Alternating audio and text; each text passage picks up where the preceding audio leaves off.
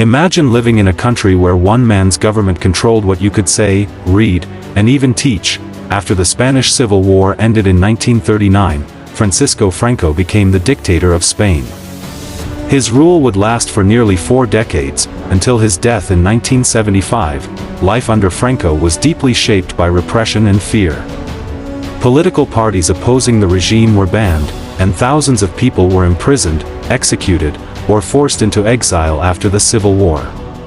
The government closely watched suspected opponents, while censorship controlled newspapers, books, films, and radio. Speaking against Franco could bring serious consequences. Workers and students who protested risked arrest.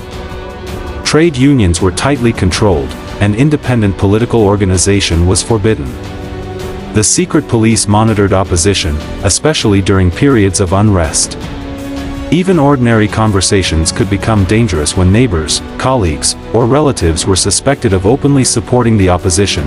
Daily life was also influenced by Franco's conservative vision of Spain. The Catholic Church received a powerful position in society.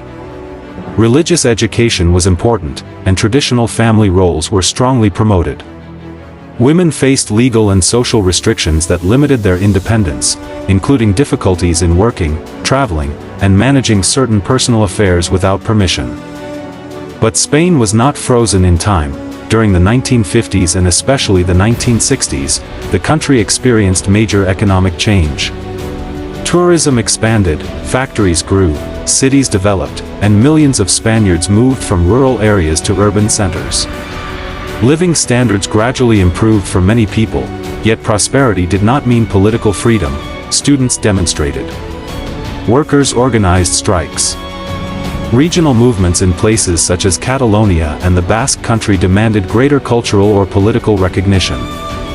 The government responded with arrests, censorship, and repression. By the early 1970s, Franco was aging, and uncertainty surrounded Spain's future. In November 1975, Franco died.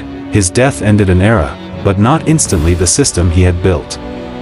Spain then began a difficult transition toward democracy, eventually becoming a constitutional monarchy with democratic elections. For millions who lived under Franco, those decades were remembered in very different ways. Some remembered economic modernization and stability. Others remembered prison cells, censorship, fear, lost relatives, and freedoms they could not openly demand. The story of life under Franco is therefore more than the story of one dictator. It is the story of how ordinary people lived under authoritarian rule, and how, after nearly 40 years,